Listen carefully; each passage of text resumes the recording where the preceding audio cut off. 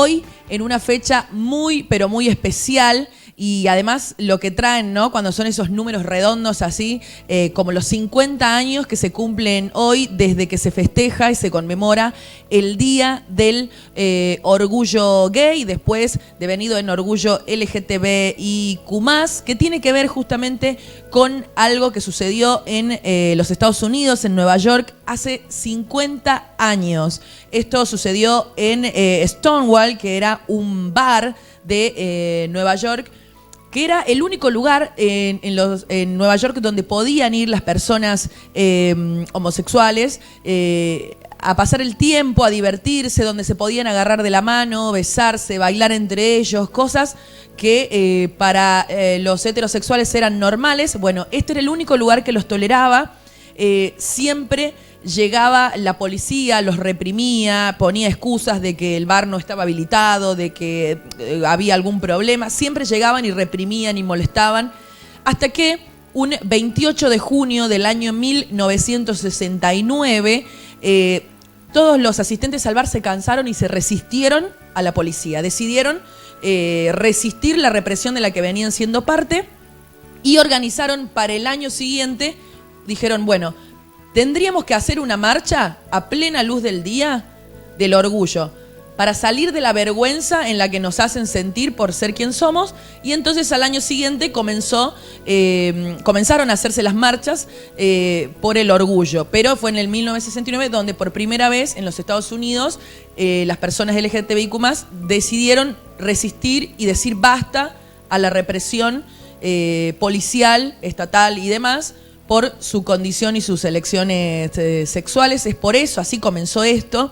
Se celebra en todo el mundo en esta fecha. Lo que sí vale la pena recalcar que en Buenos Aires, aquí en la Argentina, se hacen en noviembre las marchas, bueno, por una cuestión climática, ¿no? Allí estamos en los Estados Unidos ya creo que en primavera o cerca del verano, y en cambio aquí, bueno, obviamente hace mucho frío y la marcha, la idea es que sea masiva y se hace mucho desfile y demás. Entonces, bueno, la idea se celebra cuando hace calor en noviembre, pero esta es la fecha y se cumplen hoy 50 años. Bueno, uno dice, sí, pasó hace mucho tiempo, ya hoy ha cambiado todo. Bueno, no tanto, no ha cambiado tanto porque siguen ocurriendo hechos que avergüenzan a las personas, sigue habiendo peligro para quienes son pertenecientes a este colectivo.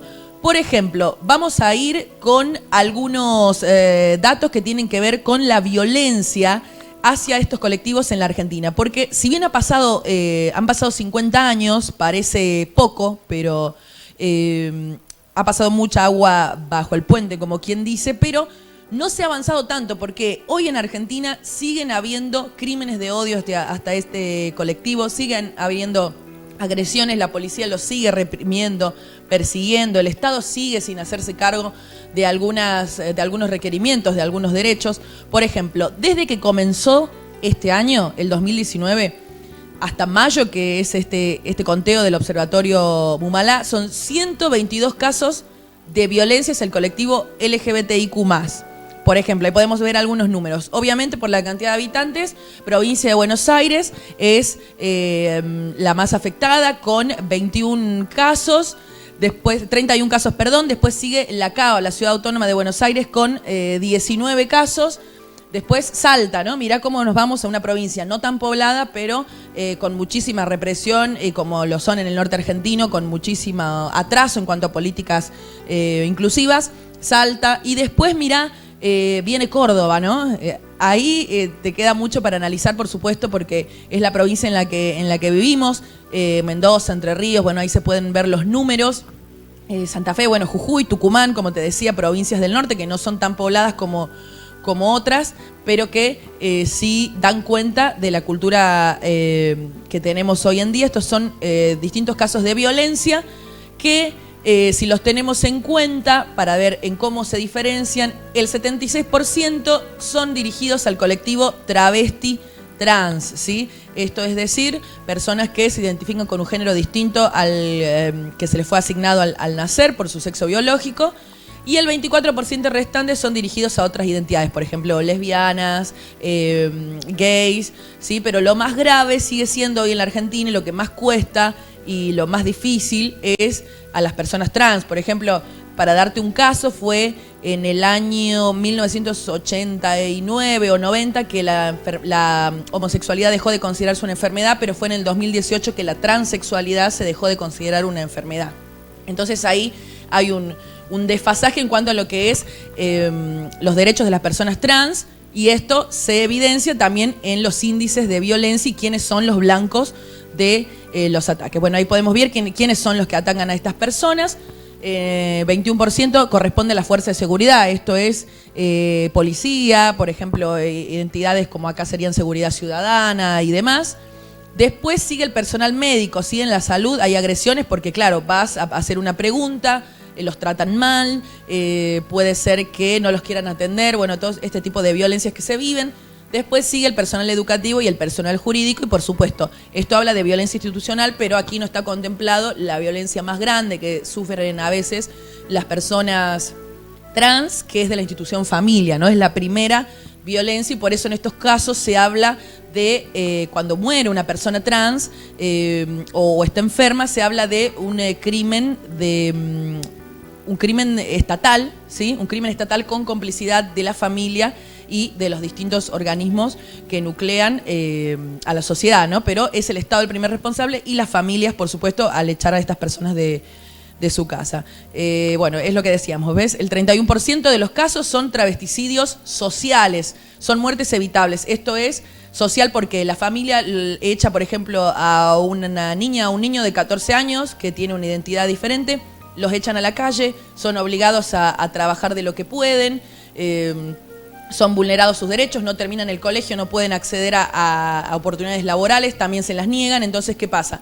Al abandonarlos la familia, abandonarlos el Estado, son crímenes sociales porque terminan muriendo a los 30 años, 40 años por las deplorables condiciones en las que viven. Entonces, en la mayoría son crímenes sociales de los que se habla. Después, el 4% de los casos son por crímenes de odio, esto es decir, asesinatos, ¿sí? Travesticidios, transfemicidios, como se dice también en el caso de las mujeres trans.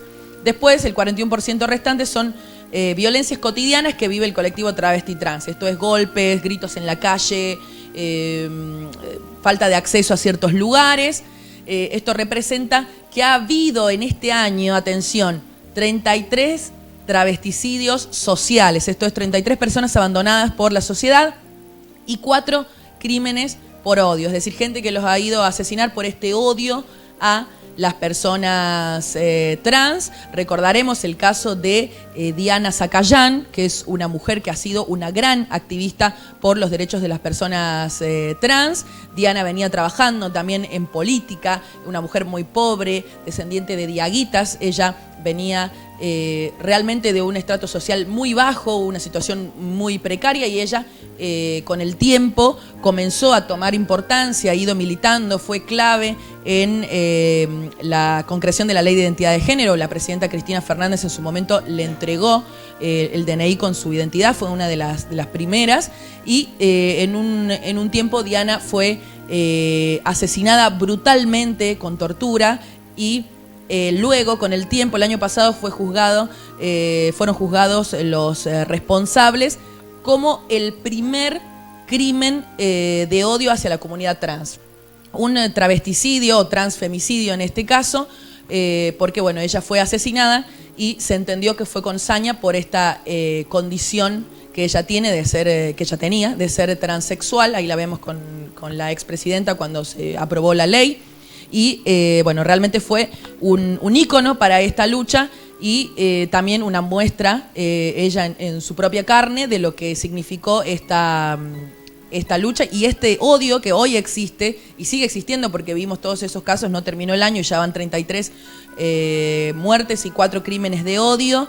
Así que eso es lo que pasó con Diana Zacayán, y es bueno traerlo porque es un ejemplo local, un ejemplo argentino de lo que está pasando. Después también, mirá si no es icónico el día de hoy, el Día del Orgullo LGTBIQ, también se está llevando a cabo el juicio por estas esposas que se besaban. En el caso es Mariana Gómez, quien está presa. Presa por besar, ¿no? Es el hashtag que se ha usado a partir de ese momento. La policía en su momento lo hizo pasar porque ella estaba fumando en una parte donde se espera el tren. No se podía fumar supuestamente ahí, no había ningún cartel, había muchas personas fumando, es lo que ellas decían, esta pareja, Mariana Gómez y su esposa, decían que había mucha gente fumando, pero el policía fue y las buscó específicamente a ellas porque se estaban besando y que en realidad encubrieron esa detención con esta excusa de que estaban fumando, pero en realidad era obvio porque también el policía le hablaba a Mariana, le decía pibe, le decía en masculino. Además era un policía varón y la reprimió, le tiró del pelo, la golpeó. Cuando en estos casos si tiene que haber un ejercicio de la fuerza policial, se tiene que hacer con una policía mujer. Pero ella le decía, soy mujer, estoy casada, es mi esposa, me estoy besando con mi esposa, y el policía no dejaba de tratarla como hombre. Entonces, bueno, de ahí se pudo deducir que era un crimen, que era una medida que tenía que ver con un arresto, que tenía que ver con su identidad de género, odio hacia estas mujeres lesbianas. Hoy se está desarrollando el juicio.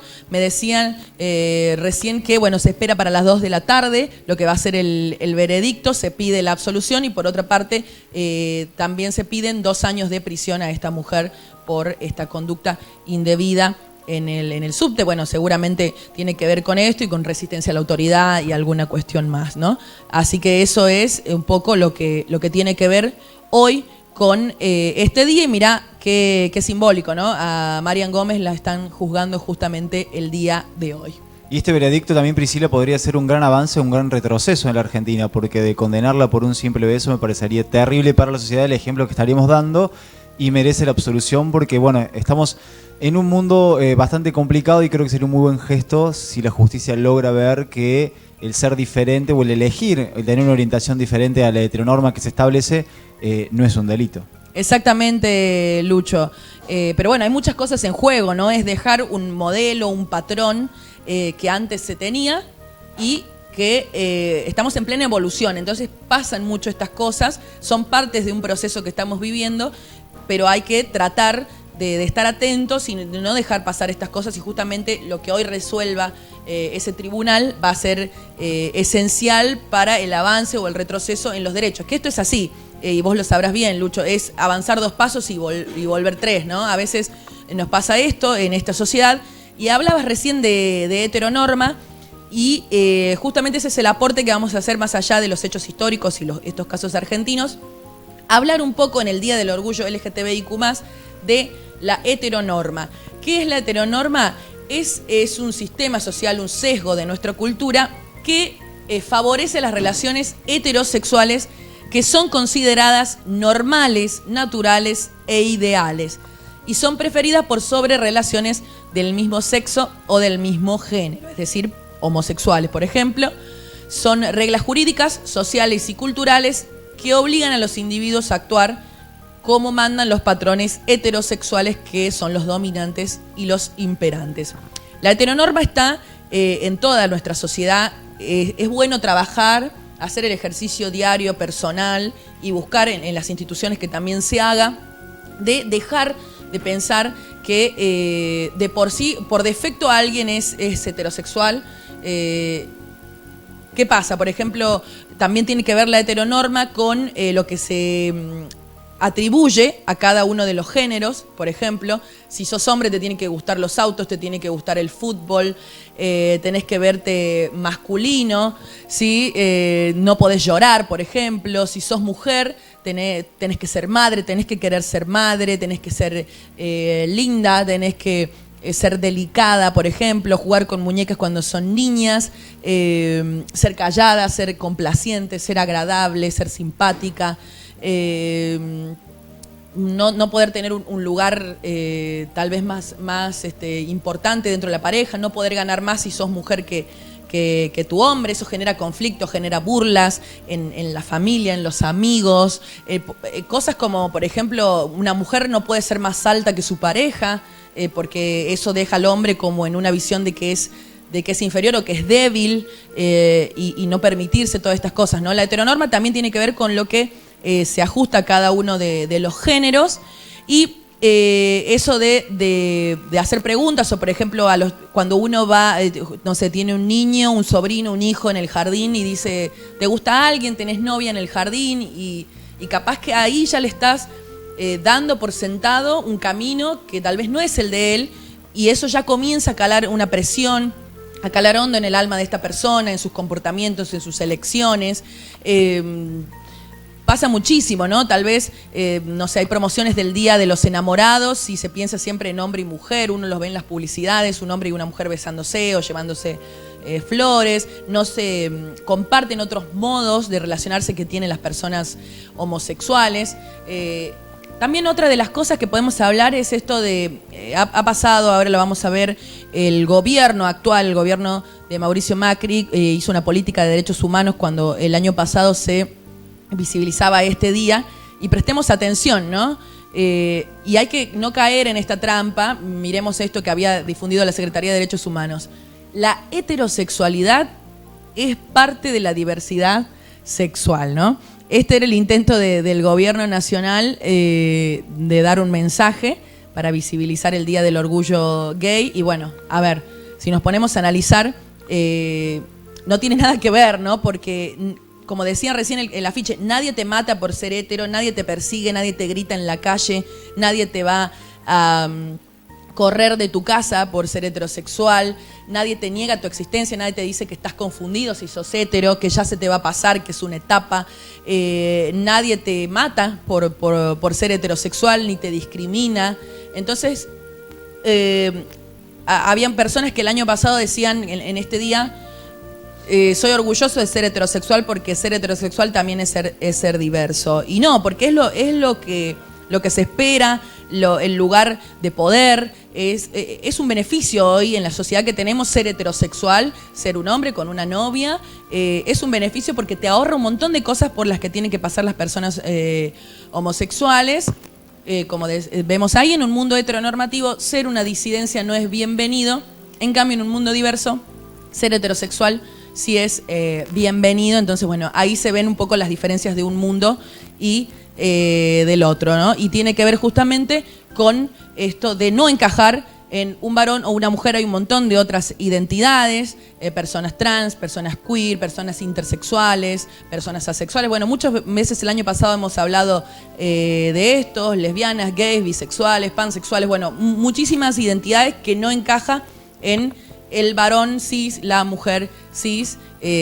Muchos nos salimos de eso y me parece que es importante hoy hablarlo, tenerlo en cuenta y hacer el ejercicio diario, más allá del dato histórico, más allá del dato noticiable de lo que está pasando hoy con Mariana Gómez.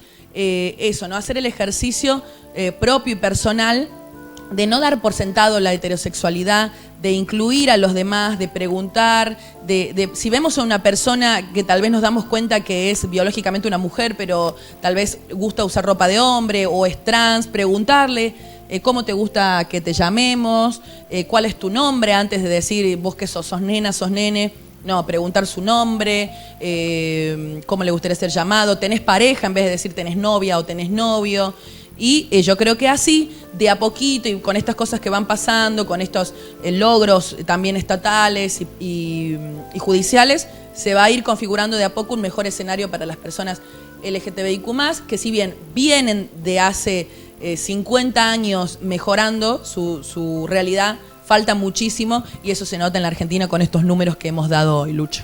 La verdad que, Priscila, ha sido un repaso muy interesante. Como bien lo dijiste, dejaste de lado un poco lo histórico y fue más humano. Te consulto, ¿se va a hacer alguna actividad aquí en Villa María en el día de hoy? ¿Se sabe de eso o todavía no se ha comunicado nada? No hay información de ninguna actividad en el día de hoy, Lucho. Seguramente si en el transcurso de la mañana nos llegamos a enterar de algo, lo vamos a estar diciendo seguramente para hacer la invitación correspondiente, pero en la Argentina este día se celebra más bien en noviembre, así que seguramente puede haber algo, pero no muy masivo. pero sí recordar y tener en cuenta que un día como hoy, hace 50 años, comenzaba la resistencia del colectivo LGTBIQ+, a la represión policial y a la violación de los derechos humanos. Así pasaba Priscila, la verdad te agradezco, fue un repaso muy interesante, como siempre, te estuve anunciando al principio que ibas a dar como esa mirada que necesitábamos en este programa, tener tu mirada que es tan particular y tan sentida y tan vivida, que bueno, es compartida por todos y que nos ayuda a conocer un poquito más lo que tiene que ver esta fecha tan importante, como bien decías vos, que más allá de la protesta, tiene que ver con la inclusión, ¿no? Con aprender a respetar al otro por quien el otro decide ser y no estar prejuzgando por las creencias que uno mismo ya trae desde su casa o desde su nacimiento y aceptar a través de la libertad, ¿no? Hace poco Florencia Levea hacía una entrevista con Gabo, el bailarín Usandi Varas, y Florencia le decía eso de que a los que somos libres nos tienen miedo. Quien es libre es una persona que genera miedo en el resto, porque sabes que nada vas a perder siempre y cuando seas libre. O sea, la libertad es lo único que tenemos para llevar adelante. Y a veces cuando yo por ahí escucho dicen, bueno, es su elección, eligen vivir esto. No es una elección, porque si uno pudiese elegir, entraría en la heteronorma y tendría una vida es más fácil y feliz. Y más tranquilo, ¿no? Es el valor de ser quien uno es, quien uno se ha construido y de enfrentarse el día a día, bueno, porque no es fácil, por más que avanzó, como bien decías vos, o sea, hay un paso adelante y siempre 3 atrás. Hace muy poco salió en el Banco Itaú una propaganda para el Día del Padre que me llamó mucho la atención porque la primera vez que mostraba a 2 varones siendo papás. Entonces creo que está cambiando un poco la Argentina, es un poco lento el cambio, si no nos alejamos mucho, hace poco a Alberto Fernández los medios le tiraban como una vergüenza tener un hijo drag queen. Entonces imagínate que tenemos ciertas cosas que tenemos que ir moldeando, pero creo que vamos por buen camino. Yo creo también, Lucho, que el cambio ya comenzó hace mucho, va a seguir y que más allá de reclamar también al Estado como tiene que ser y a la sociedad, a las instituciones, también uno mismo comprometerse para cambiar el mundo es lo que yo invito a que todos hagamos y me comprometo también. Muchas gracias, Priscila. Gracias, Lucho.